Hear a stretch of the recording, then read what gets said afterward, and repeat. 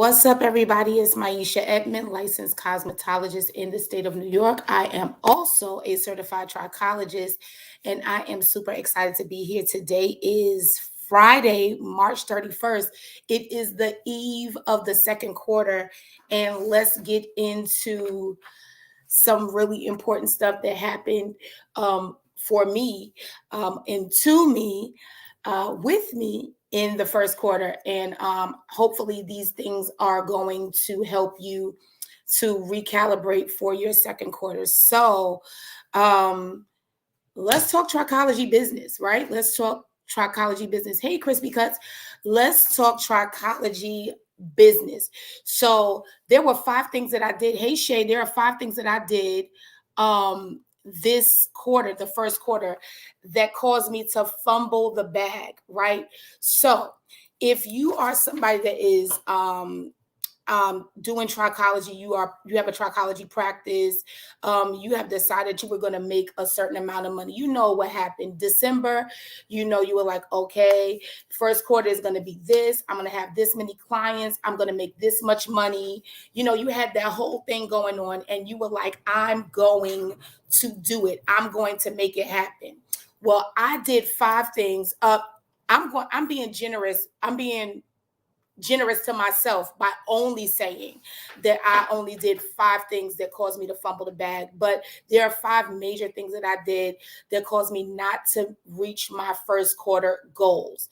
And so if you are somebody that said, I did not make the money that I thought I was going to make, I didn't get the clients I thought I was going to get, then you need to listen in and chime in, right? Hey, Linda. Okay, so let's start with number 1. Well, let me see. First, I'm going to start with this. I'm going to ask a question. How many of you had a financial goal for your trichology practice or your hair restoration? How many of you had a goal? Like, I'm going to make this amount of money first quarter. How many? Okay, cool. So there are a few things that should have been done by me that I know better. That's the thing. Like, I know better, but I did not do any of the things that I should have done. Number 1, first thing I did was undercharge. Come on. If you undercharge first quarter, I need you to put a 1 in the chat. If you undercharge, if you now looking back said, I really could have charged more for that, I want you to put a 1 in the chat. The first thing I did to fumble the bag first quarter was I undercharged. Now, let me tell you why you would possibly undercharge, especially as a trichologist. The times kind of feel a little like struggly, and you buy into that, and I'm gonna really get to that in the bonus. Right? 1, right? You undercharge. You're like, you know what? Sometimes we charge based on the fact that our own financial, where we are financially, is like, oh, I wouldn't have been able to afford that amount, or oh, well, I have kids too, or it is slower. So you come up with all of these excuses and you start to undercharge. And so it wasn't necessarily that those were my reasons, but I think I undercharged by not really looking at the benefits of what I was offering. So because I didn't look at the benefits of what I was charging, the first thing I did to fumble the bag in the first quarter was undercharge. I didn't look at the benefits. So when people work with me, when they get my classes, when they get the information from me, which I always do, but this time I just failed to look at the fact that when they're done with this class, they're going to be able to make this amount of money, like minimum.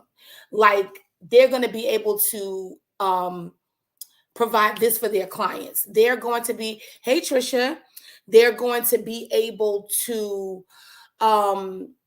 stand out in the trichology space or hair restoration space. They're going to become more of an influence. They're going to be not just a choice, but they're not just going to be an option, they're going to be a necessity. So there were classes, there was information. I'll go to my powwow. I only charged $350 for my general powwow, but I also only charge $750 for my VIP powwow. Now, those numbers might seem like, okay, well, yeah, like $750 is a lot, right? But this is the thing. When I did my general powwow and my VIP powwow, when people would text me or call me or ask me questions about which powwow they should choose, I literally downplayed the VIP powwow and I literally talked up the general powwow, like, but you don't really have to, I know how it is. And, you just got out of, it's still the first quarter. So, I'm still going to be able to help you. I'll be able to give you, whatever answers you need and all that other stuff. And so I talked myself out of a sale for the VIP powwow, and everything that I was going to give in VIP, I gave in general. So I fumbled the bag because I had the amount of people. You said offer high first, then go low. That's what I did. I messed up though. I generalized, like I did the general, I had the VIP, and this is what I did. I came up with how much I wanted to make for the powwow. Brandy, I said, this is how many people I need. I only need this amount of people to reach the goal. And when it came time to it, I wanted everybody to be able to get this information that I was giving out. And so I downplayed it. I talked myself out of the VIP sale, and then I pushed the general. And when people say, I think I'm going to give VIP, I immediately fell back into my old ways from when I first started and was like, no, you don't need that. And if you ask me like any question, I'm going to answer it. What else did I do in undercharging? When I got into the general powwow, because the first powwow, the powwow that I offered, powwow was 11 p.m., right? So I had one person that was like, listen, I cannot stay up till 11 p.m. To do this class. I really want to do it. I feel like I need it. I want to get some stuff done.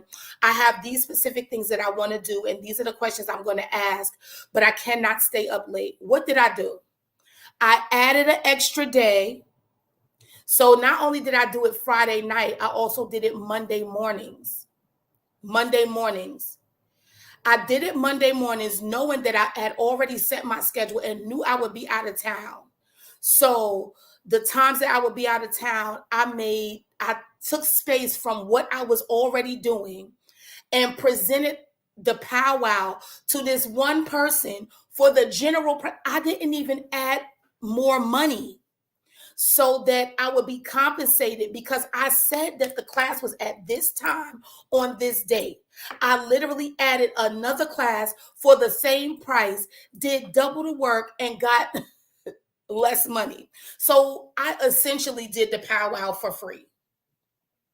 It was only supposed to be on Friday at 11 p.m., only an hour, right? I did it on Friday and Monday. I didn't allow anybody to take VIP. I gave all the information. Not only did I give all the information, I did a lot of the research. I did a lot of the digging. I started offering all of these different things that they didn't even ask for. I was just throwing stuff in it like it was a freaking fire sale, like it was a dumpster sale. I was like, oh, you need posts. Let me show you how to do this. Let me see your logo. Let me change this. I did all of that stuff. Ain't it crazy? You get that church girl heart and you be like, girl, you ain't got to worry about that. But then when I looked around and I saw my bills, then I remembered, oh, but not only that, I know that I was giving value, and I fumbled because I didn't stick to my guns. So 5 things I did to fumble the ball in the first quarter. Number 1, I undercharged. Number 2, I second guessed classes. So there's certain things that I know I should have taught. There are certain things that I know I should have offered, but I didn't. I did not. And that was because I was like, well, I already put up the plan camp class. I already put up the blood works class. Well, maybe people are tired of seeing me. Maybe they don't want all this stuff that I'm offering. When, hey, Nancy, when the truth of the matter is, the more offers you have, the more opportunities you present for people to work with you. And so when you don't offer the things that you have, and not that you just create and stuff, but if you have legitimate classes, if you have legitimate offers, this is even in your trichology practice. If you have certain things that you can offer all of it, because you made a space and you created a system for you to offer it. But what I did, I said, oh man, I already, I already offered this stuff, and I'm letting them use Afterpay, and I'm going to give them an opportunity, maybe in-house financing, and maybe a firm, and maybe I'll look into doing Klarna, and maybe I'll, give a discount. So I was like doing all these different things. And so I second guessed classes because I felt like I didn't want to be a bother. But I know that I'm a solution. And I know I'm the person that have the answers for new and improving trichologists. So why didn't I push it? Like, why didn't I push for people to join the mentorship, which starts in April, right? I didn't push. I didn't do the things that I knew I was supposed to do because I was like, oh, well, I was already telling them that I had the blood works class. I was already telling them that I have the plan camp. I was already telling them that I had this and that, and I didn't want to be a bother.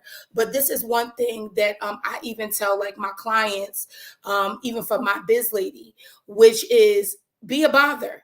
Every time you open your email, you'll see Target having a sale, Walmart having a sale. Hey, did you know? Buy one, get one. Buy two, get three. We're having a sale, and they will not stop. They keep doing it. They keep sending the information. They keep promoting. So my thing is, as a trichologist, you cannot do trichology in your heart. You can't do it in your spirit, and you can't do it in your mind, which means that if you have something to offer, you're going to have to offer it. You're going to have to offer it, right? Exactly. And it's so funny that I'm saying that I still have this struggle, because Linda said that's one of her struggles. This is so funny because I teach how to get through this in mentorship. And I literally fell back to it. I'm going to tell you why I fell back to it after I give y'all the rest of these. When I tell you how I fell back into it, I will never do it again. Okay. Number 3 of the 5 things I did to fumble the first quarter bag. And happy let me see, second quarter eve, right? Because tomorrow starts the second quarter. So you have an opportunity to do much better than you did first quarter. The next thing is lack of follow-up. Lack of follow-up. Did anybody have trouble following up this quarter? You said you were going to do something. You promised a potential client. You put something out that did really well, and you said, you know what? I'm going to follow up. I'm going to send an email. I'm going to send a text. I'm going to call. I'm going to follow up so I can make sure that I secure this client. So you did a lack of follow-up. Let me tell you how my lack of follow-up, I hate to say this because my husband is in the room and he probably going to look over his shoulder at me, but let me tell you how much my lack of follow-up cost me this quarter. Oh my God. I need something to drink. Hold on.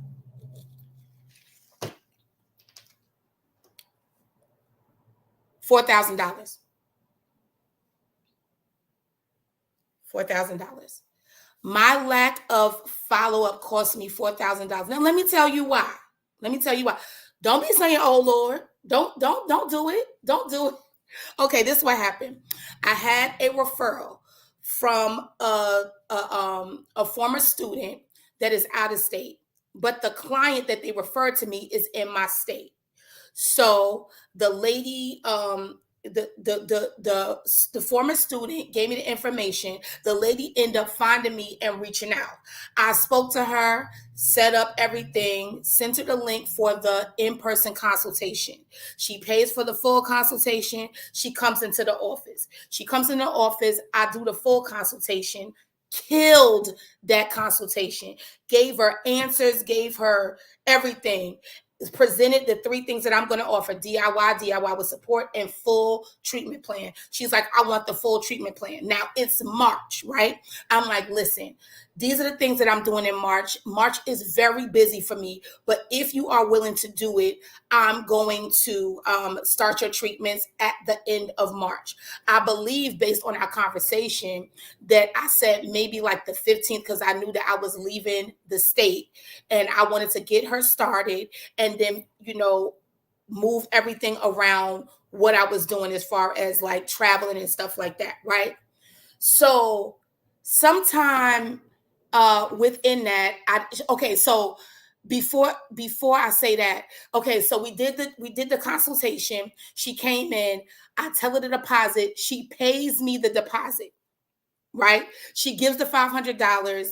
I give her whatever she needs. I get her address, and I'm going to send her the other stuff because we already discussed how these are the things you're going to do. I'm going to send you some stuff so that you can do. And then when I get back stationary and I'm back in the office, you're going to come to me every week. We're going to do A, B, C, D, E, right? Well, I go out of town. I come back, do whatever. Never think of the lady. Go out of town, come back. Then I say, oh my gosh, I got this lady $500 and ain't did nothing. Follow up, okay? I end up finding the lady's email, therefore finding her phone number. I call the lady. I say, oh my gosh, XYZ. She goes, who is this? I go, it's Maisha. Blah, blah, blah, blah, blah. I start apologizing and she goes, mm-hmm. Yo, I could have swallowed my own head.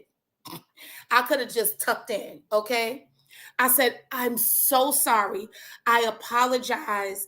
I was going out of town, but none of that mattered because I had a solution for her problem. I promised her that I was going to help her work through her issue, and I dropped the ball. So I immediately stopped explaining at why I didn't call her back and why I didn't do this. The lady says, yeah, I found somebody and they cut my hair. They cut my hair off and gave me a treatment. So hopefully it works. And I was really desperate. Now I'm like, oh my God, I can't believe it. I just cannot believe it. Well, I said to her immediately, tell me how to send your money back. Now, see, this is what we don't want to do as trichologists, right? But I fumbled. I said, tell me how to send your money back. I'm going to do it right away. She said, because it was one word answers, Zelle. I was like, you're right. You're right. So I had to Zelle this lady $500. So at first I was like, okay, it's going to take me a few days, well, whatever. But I said, no. I went in that account and I Zelled her $500.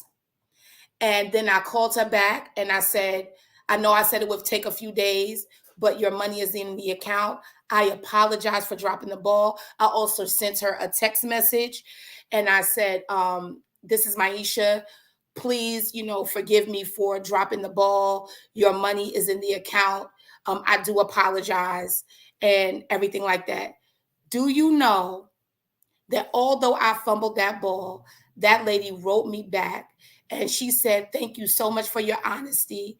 If I do not get the results that I'm looking for, I would love to work with you. Now look at this. I said, thank you so much for the opportunity and I apologize again. But guess what? I know she's not going to get the results that she's looking for because number one, I'm dope. I said it. Number two, the kind of person that she went to and what she's looking for, they don't have those skills. So I will never do that again. So yeah, lack of follow up. It cost me 36, well, five, it cost me $4,000. $4,000. That's a minimum. That's a minimum, right? But this is the crazy thing. I have systems in place. I have email systems in place. I have sales systems in place. I use calendars. I have everything, but I still failed to follow up. It cost me $4,000 minimum. Okay? Because Mo's knees, because I'm dope. Hey, boo. But because I did not follow up. And because when you don't follow up, and that's with anything, if you don't follow up, you leave the door open for a client to go somewhere else, for somebody to talk some nonsense in their ear and tell them, oh no, I could do this, and then make it worse. So what you saw at the consultation is not what you may see when the client comes back. And so then how do you rectify that? You don't give them another consultation for $300. You have to go back off of what you already did, look at what was done, ask more questions, and go forward from there. So yeah, that was that. So I undercharged this quarter. I second guessed my classes. I had a lack of follow up. The next thing I did to fumble the ball or fumble the bag in the first quarter is I gave unnecessary discounts. What? Oh, don't look at me like that, because y'all know y'all do that too. You be like, you know what? It's Friday, and I ain't really want to tell you this, but today I'm giving 50% off because you want the client, right? And you're so like, oh my God, I really want them to come to me. I want them to know that I'm the bomb. I want them to know that I could do this, and they'll possibly use me for something else. You giving unnecessary discounts. Mo, I did it. Unnecessary discounts for no reason. Not only that, see, you do the unnecessary discounts, but you do your best work. You give them the top of the line products, top of the line $500. You almost choked me. I need some juice. You do all of that. They get the results that they wanted and more. And they never speak of you. Because can I give you a golden rule? Because I heard that there are many. Here's one. You can't be the cheapest and the best. What happened? You cannot be the cheapest and the best. You gonna have to pick one. If you the cheapest, you probably not the best. And if you the best, you probably not the cheapest.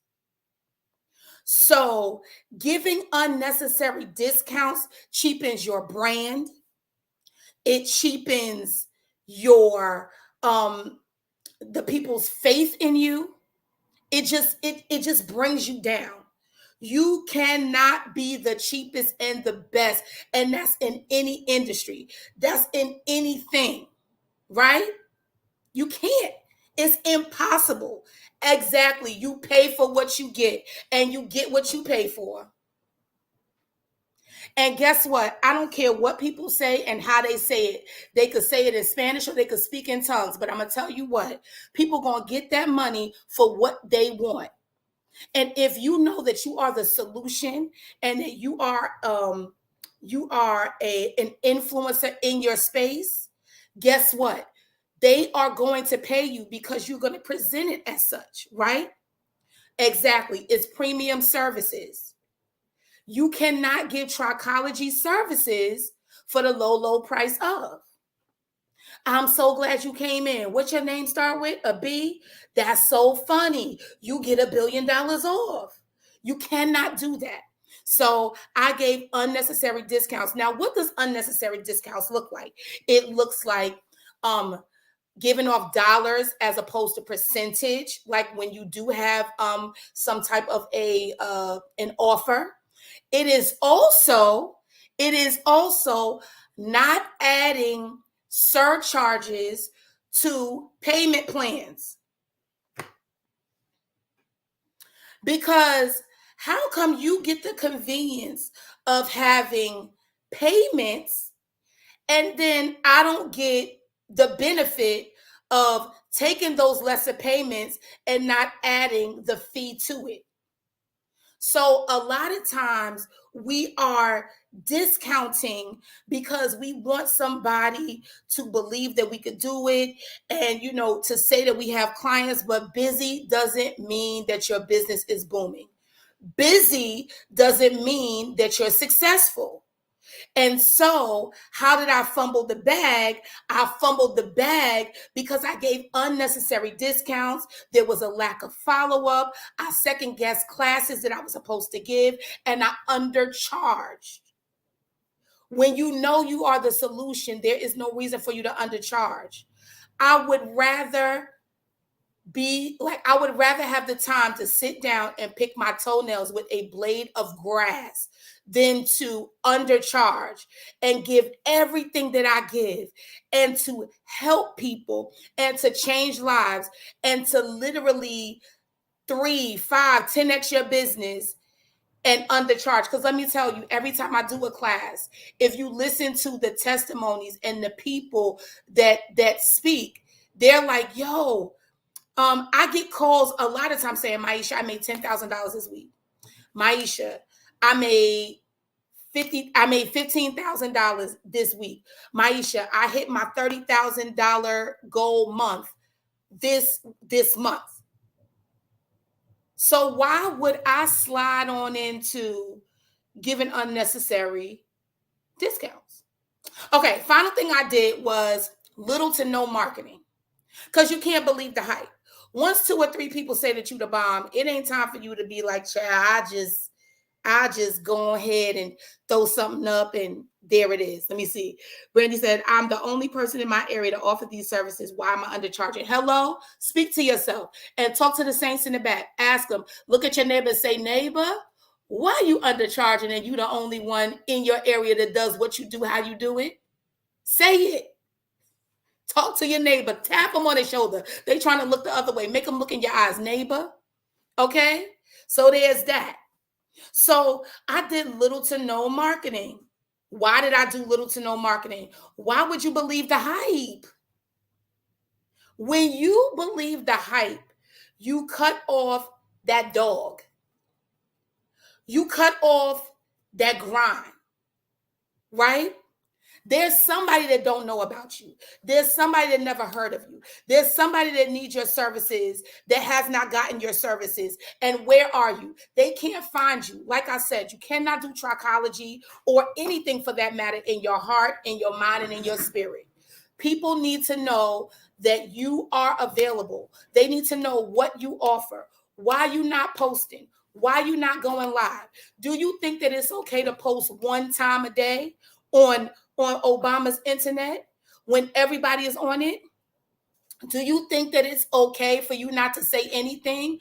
Are you leaving your success in the hands of people that come to you? Because when you think about trichology, people automatically say trichology once they know what it is. I don't want people to know I have hair loss. So do you think that the person that maybe that you helped is going to freely say, child, I had 2 strands of hair, now I got 5. You should go to Maisha. Not everybody's going to do that. And so when you do that little to no marketing, you really cut yourself off. So the 5 things I did to fumble the bag in the first quarter is I undercharged. I second guessed classes that I was supposed to be giving. I did a lack of follow-up, cost me $4,000. I also gave unnecessary discounts. I can't tell you how much that cost me. And I did little to no marketing. But let me give you a bonus. The bonus is I watched others too closely. See, y'all don't want to be transparent. I watched others too closely. I always tell my students this: you can be in the same storm, but you could be in a different boat. That storm hitting different when you in a rowboat with one paddle, as opposed to you in a big yacht and you could go downstairs in the galley and have shrimp scampi and drink virgin strawberry daiquiris and have your feet up. You don't feel no rain, you don't feel no rocking, you don't feel no wind. It could be the same storm, but you in a different boat. What does your boat look like? When you watch others too closely, if you have too many people saying the same things about business, it could be true. Or you could be in the wrong sphere, right? If you lower your beliefs and your mindset and your practices, then that failure and that underachievement can rub off on you. So when I say same storm, different boat, a lot of people around you could be saying, oh my gosh, it's just so hard out here. Oh my gosh, it's just not the right time for people to come. Oh my gosh, it's just like, stuff just costs too much. And then you start getting into that, then next thing you know, you start failing and you start underachieving. But when you keep your energy high and you're in the right sphere, whatever they're talking about, you don't get none of that on you. You're like, I don't know what y'all talking about because I'm doing good, I'm doing great, right? But when you start to entertain people that don't have that same outlook on business, they don't have a plan, they don't have any structure, they're not showing things, they're not doing things. Guess what happens? You start to do it too. It's like, oh, don't nobody want to come to church. That's why church is. No. Oh, don't nobody want to grow their hair. Oh, don't nobody want. That's not true. What happens is you're out here and you are in the same storm, but you're believing you're in a yacht, but you're believing what the rowboat says. The person in the paddle boat or the rowboat only got one paddle. You got a full yacht, meaning what? You got the education, you got the experience, you got, hey, Nicola, I pray you're feeling better. You have, it's the same storm, right? But why would somebody in a yacht listen to somebody in a rowboat about the fierceness of the winds on the sea in the storm? I don't feel none of that. I don't feel none of that. You got to row. So that's the thing. When you look at people too closely, you're watching what they do. You got to figure out what works for you. So if you find yourself a structure, you start to fill in the stuff that works for you. With trichology or with anything, I can't do what you do. Everything that you do is not going to work for me. I got to find what works for me. I can't watch you so close that, okay, you know how you hear about people eating, right? Everybody eating. You will starve looking at somebody's plate with a plate of food in front of you. You will starve looking at somebody else's plate, looking at how they drizzle in butter and how they sprinkle in seasoning and how they cut in their steak. And you got that and more on your plate because you watching them too closely. So when you think about how you fumbled, and if you fumbled a bag, you could have been watching somebody too closely. Now, that's one thing I didn't do. I didn't watch anybody, but I did undercharge. I did undercharge. I didn't put out the classes that I felt like I should have because I was like, oh, I don't want to be a bother to people. I did have a lack of follow-up. I did give unnecessary discounts at certain times. I didn't stick to my guns. You ain't got to worry about that this quarter because I was playing. I'm back though. I'm back. Don't watch people too closely. Okay, so a little bit of housekeeping. Mentorship is open. It starts on April 15th. I hope that you can join me. I have strategy sessions. I also have VIP days. July 16th and 17th, I'm gonna just go ahead and put the daggone date out here now.